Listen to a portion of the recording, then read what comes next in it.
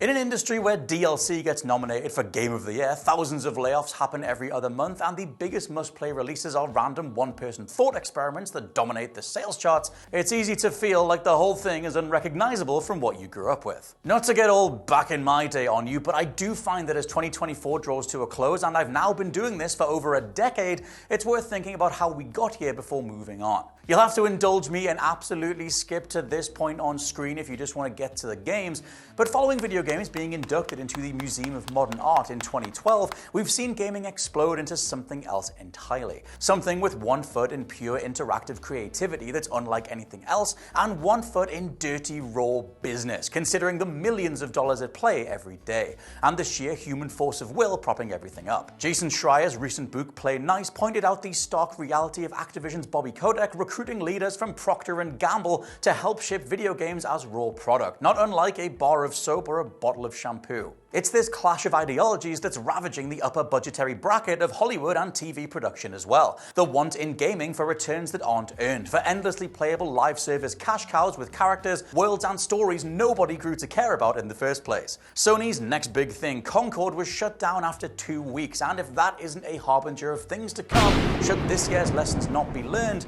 I don't know what is. Regardless, 2024 was phenomenal if we're just talking about the games. I've got 20 bangers you should consider regardless of your favorite genre, and I've recruited a handful of familiar faces to throw in some custom awards, cutaways, and recommendations as well. I'm Scott from WhatCulture.com, and these are the 20 best video games of 2024. Honorable mention, the remaster revolution.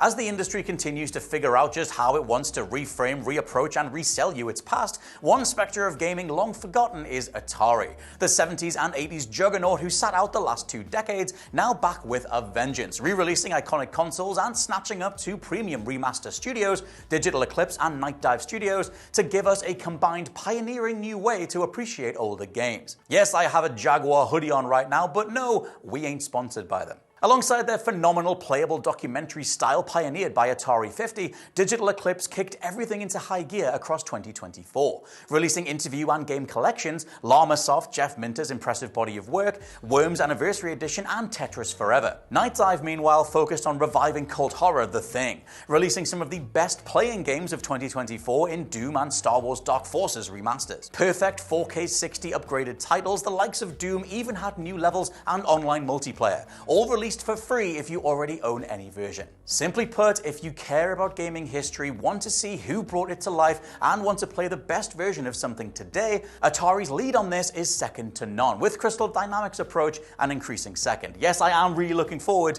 to the Soul Reaver remaster. Number 20, Still Wakes the Deep. The first title from the Chinese room since they almost went bankrupt and had to rebuild everything, Still Wakes the Deep is a stellar, atmospheric The Thing-alike set on a remote oil rig, threading monster-based scares into a through-line message of worker exploitation, of how easy it is to run away from your problems, get lost in your work, and lose your humanity alongside. A bit like Campo Santo's Immaculate Firewatch in 2016, Still Wakes the Deep's true horror is in how it forces you to reflect on your own relationship with the 9-to-5, juggling responsibility and who can truly pay the price. Number 19, Nobody Wants to Die. The first game from Critical Hit Games, Nobody Wants to Die is an immaculate detective thriller, set in a quasi-cyberpunk future, but one where culture essentially stopped in the mid-1900s, as everyone discovered how to live forever. Its lore goes far and wide, fleshing out a corrupt, multifaceted city that both values and devalues life, playing as Detective James Kara, who himself has lived many times to get to this point. Sadly, the very end of the story does lean into being a bit too interpretational for its own good, but with so many awesome Sherlock of the Future gadgets to use, a gorgeous Unreal 5 presentation, and some of the best music and atmosphere of the year, it is easily recommendable. Number 18, Warhammer 40,000 Space Marine 2.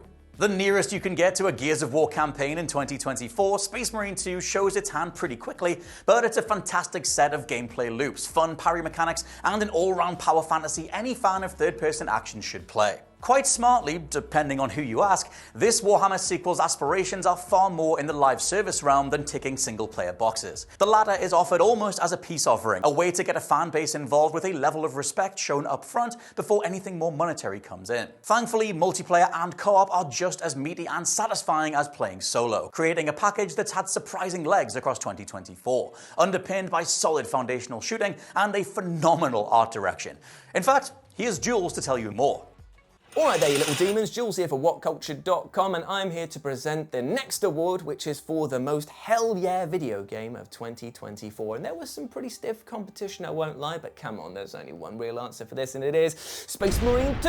Yes, there's a bit of favoritism going on with that one there because I'm a huge Warhammer fan, but this game seriously is hell yeah, personified. Are you smashing a person's face into the ground and then shooting their corpse with giant, massive pistols the size of a bus? Hell yeah. Are you taking on giant dusty boys as they go forward, rubric marines, and you're just absolutely ripping them apart? Hell yeah. Are you protecting the world and the Imperium at large from the enemies of mankind? Hell yeah. Everything about this game is just a fist pumping hell yeah moment. It is brotacular, it is dumb, and I absolutely love it. So yeah, the winner of the hell yeah of 2024 award goes to Warhammer Space Marine 2. Number 17, Dragon Ball Sparking Zero. A phenomenally fast cinematic series of combos, evades, screen-filling specials, and more. It feels like it's taken this long in gaming history for developers to be able to make a Dragon Ball game this chaotic and controllable at the same time. Launching fighters across the map crumbles buildings and mountains in an instant. Craters appear on the floor from powerful grapples or slams, and you're only ever a few seconds away from launching an eyeball-searing energy beam to wipe out your opponent in a plume of smoke. Yes, I love Dragon Ball, and I love this game. With minigames automatically triggering for beam clashes, counter flurries, and more, Spike Chunsoft went all out with the biggest roster in Dragon Ball history. Combat is absolutely where it's at, and online bouts are as electric and teleport heavy as any of the anime's biggest showdowns. Sparking Zero suffers a tad from having the same overall fight mechanics apply to the entire roster, but when everything plays this well and hits this hard, it only results in the bar being raised considerably for whatever's next. Number 16, Tekken 8. If there's one trend in the industry that needs to die off entirely, it's patching in storefronts and monetization methods after a game has received initially sky-high review scores, and has a fan base loving what's first on offer. To that end, Tekken 8 saw Namco do a Metal Gear Solid 5 and actively make the game worse as the year went on. Charging for throwback skins, making an awfully threadbare battle pass, missing out on key fan-demanded balances online, and putting a price on the returning Heihachi's arena, where even his resurrection story-wise was painfully undercooked. All that aside, Tekken 8 is still, underneath all the BS, the best playing fighting game of 2024. Get behind the controls and this is another Street Fighter 6 situation, a continual refinement to one of the most legendary game feels of all time. Tekken 8 brings in some extremely fun clinch moves like the heat system, letting you turn the tables and the dying seconds of a bout, duels that in themselves go by faster than ever. With netcode that doesn't miss a nanosecond, a fantastic roster, and a really fun story mode that includes a nod to Tekken Force mode, it's a shame how much damage big business has done, because Tekken 8 should be way higher. What's going on, guys? It's your boy Dan coming at you live from your mom's basement, and I'm here to present an award that is near and dear to my heart. It is the award for the controller that broke the most this year for me. First up, we have this piece of crap. Secondly, we have this piece of crap. And thirdly, we have the PlayStation 5 controller. Also, a piece of crap. So, without further ado, let's see who won this coveted award. And it's Xbox! Yay! I went through 4 controllers this year. Stick drift, button sticking, the B button, and the X button on 2 separate controllers, and just one that wasn't working at all. 2024 has been great, hasn't it? Number 15, Kunitsu-Gami, Path of the Goddess. There's often a cry that the only 2 spheres of game that exist are AAA and then indie, with the death of AA's somewhere in the middle. That could not be farther from the truth, but the likes of Capcom's Kunitsu-Gami has really struggled to sell across 2024, mainly because the publisher's marketing budget has been spent on Monster Hunter Dead Rising Deluxe Edition and even Marvel vs. Capcom's Revival. Still, Path of the Goddess is a spectacular, innovative, and unique game, a mashup of Devil May Cry hack and slash with strategic pausing of the action to assign units around the map, seeing you dive in and help thin the hordes alongside. There are planning, execution, and exploration stages combining different types of NPC classes and their stat bonuses to overcome some really evocatively designed bosses, unlocking better builds by replaying levels to score even higher. Where something like Black Myth Wukong is a love letter to Chinese cultural history, Kunitsu is Japanese mythology, shadow puppet theater, and folk tales brought to life. Every last part of the game's production was made with love, sometimes literally, as levels are made from real-world models scanned in and assembled digitally. It's just awesome that Kunitsu-Gami exists, and here's to an industry that can release games like this alongside multi-million-dollar behemoths. Number 14, Silent Hill 2.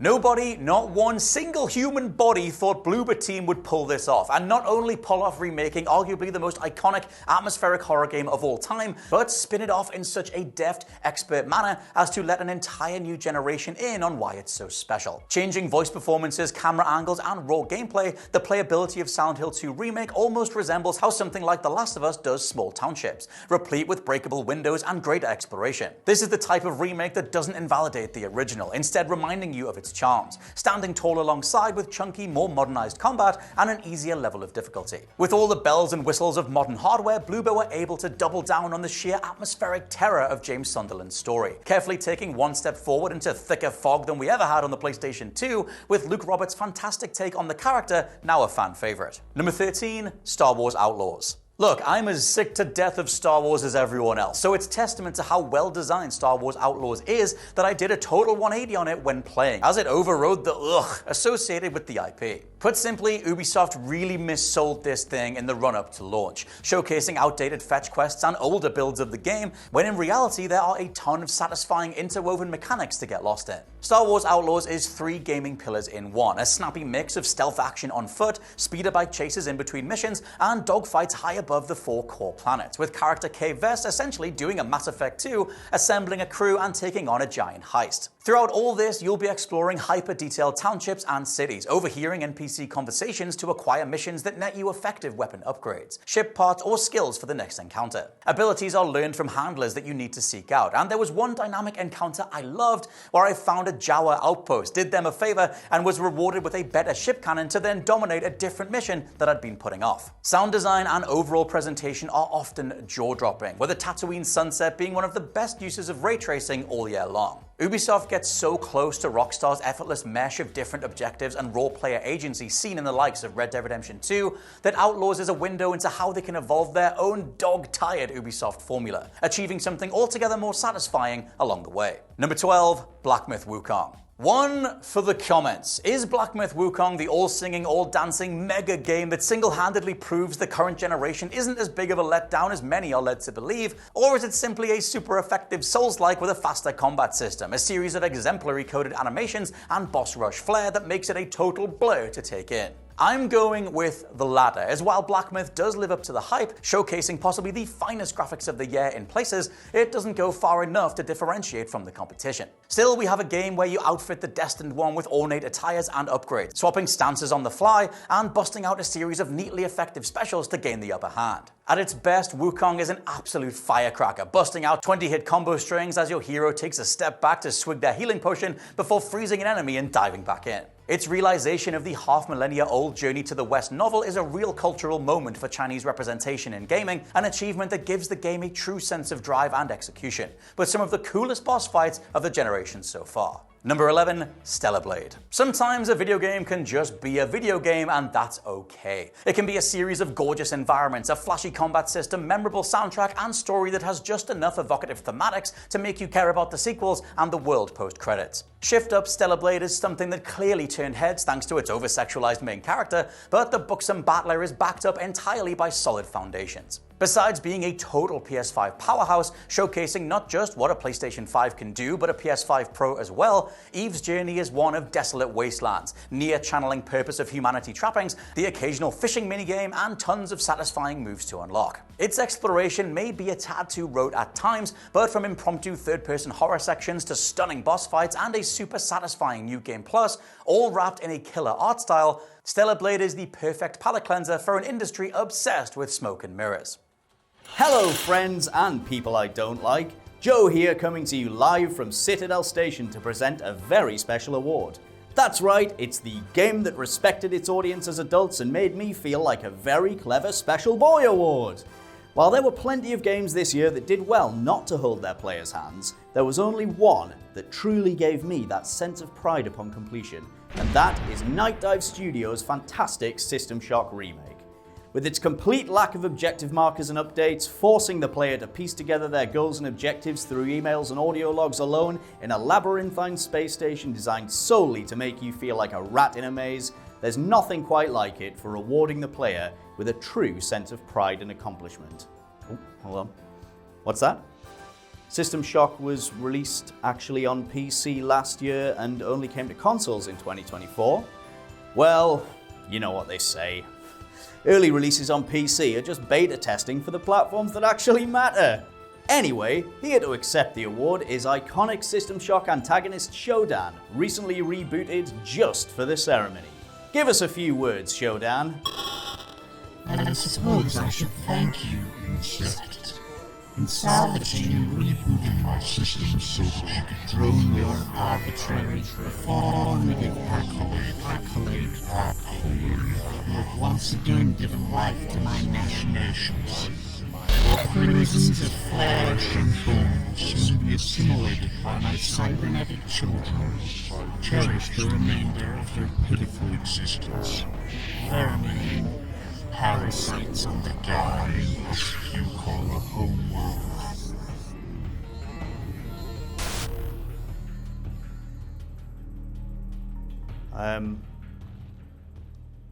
Okay,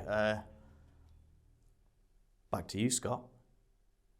Number 10, Final Fantasy VII Rebirth. As Square Enix would occasionally give away during Rebirth's marketing and their view to the next installment, they don't really know what they're doing with the Final Fantasy VII Remake trilogy. Various interviews mention not having a clear story outline for the full set of games, and with 2020's remake ending on what was 1997's actual ending, we needed a Herculean juggle of plot and character elements to maintain momentum, restart it for new players, and come up with enough new elements for the trilogy overall. With only 40% of players seeing the story through, it's clear the game's strengths lie far more in its immaculate set of iconic characters, their motivations fleshed out more than ever. Combat is also the best action model Square Enix have ever devised, a truly acrobatic set of combos, specials, and team synergies that you can optionally pause to add a strategic layer of planning or to trigger a team-up. As a middle installment, this is the apex of the narrative diamond, the widest possible point where exploration is encouraged and fan theories are running wild. Nobuo Uematsu's god-tier score gets to ring through your ears for almost 100 hours,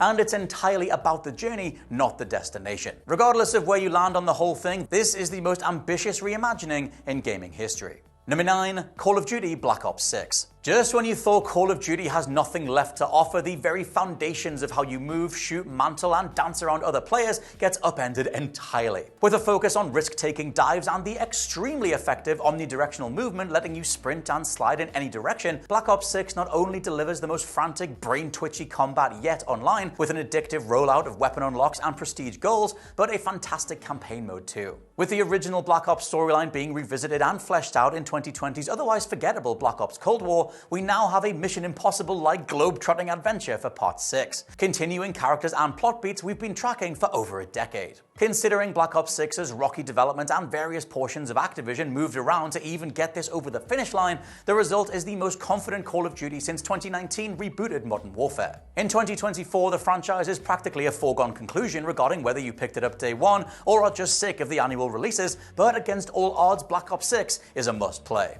Number 8, Prince of Persia: The Lost Crown. The Prince of Persia IP has had a rough time across the last few years. The Sands of Time remake was delayed and then restarted entirely, the 35th anniversary celebrations went by with only a handful of YouTube videos at best, and soft reboot The Lost Crown bombed so hard its team was disbanded and redistributed inside Ubisoft proper. That doesn't mean this isn't the best thing Ubisoft's name has been attached to in a long time though. Yes, certain aspects of the design center on a Marvel-like gang of heroes, but the meat of what's here is the tightest, most rewarding, and most engaging platforming and Metroidvania-style exploration this side of Metroid Dread. We are talking about an overloaded genre in Metroidvanias, but Prince of Persia genuinely innovates with its map-making tool, letting you take pictures of dead ends and puzzles, eventually bringing the whole thing together over time. Combat 2 is a massive step up, seeing the game's Spider-Verse-style animation sequences whip the camera from a side-on perspective down into the action, as character Sargon charges a special or dodges a boss's tendril in slow motion. I cannot stress how worth your time this game is. The abilities unlocked are so thoroughly innovative and fun to play with, the map layout is a blast to take in, and the presentation across the board is unbelievably confident. Number 7, Dragon Age: The Veilguard. The very definition of a mixed bag, BioWare's long-awaited return to Dragon Age was retrofitted from an initial attempt to make the franchise into a live service. Those remnants are annoyingly still visible and easily hated on, with several quests, mission objectives, and even boss fights feeling like the sort of thing you tackle with a few teammates, dividing your attention between multiple weak spots, playing a game of cooldowns on your best abilities. The flip side of all this, though, is what BioWare does better than anyone. Companions, art direction, effective team builds, a constant sense of immersion through conversation, meaningful side content, and their best core design philosophy since Mass Effect 2. All of this glued together with all the lessons learned from the action-chasing days of the 2010s, producing the best playing BioWare games so far. Veilguard's writing is by far its biggest negative, breaking the agency that you have over protagonist Rook with a random quip, pun, or joke out of nowhere, delivering an overly safe, sterile feel to aspects that used to be standout qualities of the BioWare experience, let alone Dragon Age. The result is an arguably bad Dragon Age game, but a supremely well-playing, gorgeous, and recommendable RPG. When Dragon Age is on, mainly through a hefty 20 to 40 hour middle act where everyone and everything is clicking, and BioWare remember what their strengths have always been, there's nothing like it. And the award to video game that I thought was going to be absolute trash but turned out pretty good has to go to Indiana Jones and the Great Circle. Now, if you are a listener to the What Culture Gaming podcast, or maybe have just seen a few videos that I've done on the channel this year, you might know that I wasn't looking forward to this game at all. I thought the pre-release trailers looked very ropey, and I'm not an indie guy myself, so it didn't really have much of that appeal pre-release. But then I played it the other night and the game rules. The game is really good. I'm so surprised. It's like Indiana Jones meets Hitman meets Dishonored. It's this kind of stealth immersive sim thing that I'm really, really enjoying. And if it hadn't come in, kind of like this awards video, truth be told, as last minute as it did, and I played a little bit more of it, I think it would have been a real Game of the Year contender, but I guess we're going to have to get to those conversations next year. But yeah, who'd have thought I would have really enjoyed an Indiana Jones game in this year? Number 6, Dragon's Dogma 2. Speaking of long-awaited releases, no one saw Capcom delivering a sequel to their cult classic Dragon's Dogma, let alone one that would be one of the best-looking games of the year. Putting the series on RE Engine that brought various recent Capcom titles to life, this maintained the quirky, figure-it-out-yourself nature of the original, not holding your hand for various plot beats, letting you discover the world, its bosses, and which quests rotate through a day and night cycle, all of your own accord. Even the game's true ending and title card will be missed by the majority of players, tucked away behind a secret method of killing the final boss, rewarding only the most minuscule amount of gamers with a combat challenge and finale that's maybe the best individual moment of the whole year. Overall, Dragon's Dogma 2 nails pure RPG exploration. Its unique pawn system has you designing sets of companions to help in combat, clambering around gigantic enemies, or chaining together a launching animation to get you on a dragon's back for the kill. Dogma 2's story is definitely the weakest part, as so much of this is geared towards total player freedom and a narrative delivery method that's largely NPC conversations in-game and super minimal cutscenes. Still, discovering everything Capcom have baked in, from invisible quest timers to taking down dragons with a crossbow from across the map just because you can, no two players will play or even experience this world in the same way. Number 5, Metaphor ReFantazio. Over the last decade in particular, Atlas have become every bit a JRPG heavyweight as Square Enix, seeing both Persona 5 and now Metaphor ReFantazio dominate with millions of units sold in record time. As a result, veterans of different Persona teams split off to form Studio Zero, with the aim being to create something altogether more fresh and, though we didn't know it until we experienced the story, far more mature and daring. The bones of Metaphor are absolutely Persona in nature, from characters awakening a hidden summonable entity right down to dungeon save rooms and the pace of combat. combat. But ReFantazio's presentation and gut punch of its narrative are what elevate the whole thing into truly special territory. Posing powerful socio-political questions around democracy, race relations, and our inability to compromise or see eye to eye, something I know the comments will be indicative of, being I mentioned Dragon Age before, this is a phenomenal, essential, and thought-provoking work that feels perfectly placed in our current time. Number 4, Astro Bot. Overthinking Astro Bot's placement as one of 2024's premier releases will only deny you its quality. Yes, a 3D platformer is that good, and yes, it comes with a team of Sony veterans, twinning a lifetime of multi-genre expertise with an all-out celebration of gaming history. Of course, most of that history is whatever took place on PlayStation, but Team Asobi go out of their way to include some supremely deep cuts when it comes to which rogue NPC bots you're hoovering up. That collectathon mentality is part of why 100%ing Astro is such a fun, rewarding experience. Be it realizing they've made a small bot version of someone like Raziel from Legacy of Kain, that several levels are retro-pixelated throwbacks, or entire recreations of PlayStation pillars like Uncharted, Horizon, or God of War. Also, shout out to whoever on the team got Loco Roco remade in 2024. That was great. Various level-specific abilities give you more options when it comes to traversal or battering enemies with giant spring-limbed fists, and certain hidden levels are some of the tightest platforming sections ever seen on a PlayStation system. After many decades, Sony have finally found their Mario, heading up a game that's easily up there with Nintendo's finest. I might even say it's better than Super Mario Wonder. Number 3, Balatro. As became evident after multiple award shows revealed Balatro was in the running for Game of the Year alongside the likes of Final Fantasy VII Rebirth and Astro Bot, many people had overlooked this unique take on playing poker, as the roguelike has now blown up across console and mobile. Made entirely by one person, Local Thunk, as a fun, goofy take on playing poker, the reality of Balatro is an immaculately balanced roguelike, where boss battles are point total based blinds with modifiers, and a character build is just your deck, comprised of upgrading standard cards into ones capable of re-triggering effects, comboing them together, and using the game's myriad of jokers for further modifiers. Completing a run is only the beginning, as point totals and build variations only get wilder once you start getting comfortable. Endless Mode sees literal millions of points racking up, solidifying Balatro's place as this year's just one more go game. Making a card and poker game for people who don't usually play card or poker games should be cherished and celebrated. And speaking of card games, over to Sai. Hey everyone, Sai here to present an award for something that's very close to my heart because it's the award for Sai's first ever microtransaction, would you believe it? And by extension, I think first ever season pass as well. And the winner is Pokemon TCG Pocket. It's true, I've entered the murky world of exchanging my real world money for money that doesn't exist, let's face it. And I've also bought the season pass because 2 packs a day for free is not enough. I need a third.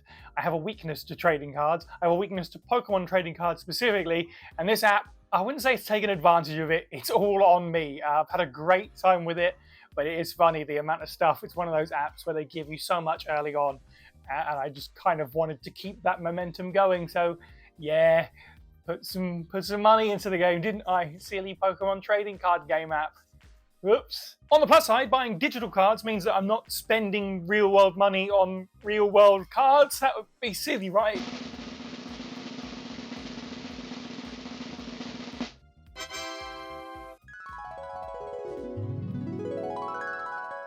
Number 2, Helldivers 2. The game that single-handedly reminded everyone of the glorious Xbox Live days of Gears of War Horde mode, Arrowhead's monstrously effective third-person survival shooter dominated the majority of 2024. Yes, there was a dip around summer as the devs struggled to accommodate so many players, scrapping their initial launch plans and tweaking things for the worse, but Helldivers 2 was a story of artistic intent, effective community management, fan feedback, and all-round confidence from both sides by the end. Even Sony appeared blindsided by a project that took 10 years in development, barely advertising it before launch and devoting far more time to the ill-fated Concord post-launch too. Word of mouth has proven king though, as Helldivers' unique mesh of risk-reward objectives, mechanics that encourage teamwork, and shooting that's incredibly satisfying were the winning combination all along. And number 1, Like a Dragon, Infinite Wealth. Ryu Gagotoku's second go at morphing the Yakuza franchise into a turn-based RPG is where they really hit their stride. Somewhat through how confidently executed Ichiban Kasuga is as a replacement for Kazuma Kiryu, but also because this is a thoroughly unique RPG adventure. By taking all the RPG trappings we know and love, grinding, random battles, minigames, team bonding scenes, etc., and bolting them onto a realistically rendered version of Hawaii, the whole project just sings. Having a cast of characters all in their 30s and 40s is a great spin too, giving the adventure a jackass-like injection of immaturity that meshes hilariously and charmingly with a story of religion, gang warfare, and acrobatic martial arts. Infinite Wealth is at any one time a robust job system-fueled JRPG with rewarding snappy combat, a fleshed-out Pokemon clone, an ode to Animal Crossing, a huge Persona-like dungeon crawler, and a touching tale of an ex-Yakuza trying to do right by himself and those around him. The 8th main Like a Dragon comes at a time the franchise is bigger than ever. It's the most game you can buy in 2024, with a bar of quality exceedingly high throughout. And those are my picks. Let me know your favorites down in the comments below. What's your personal game of the year and what did I get wrong? Would you change the order of the way I tackled this? For now, I've been Scott from WhatCulture.com. Have a lovely holiday season and I'll catch you in 2025.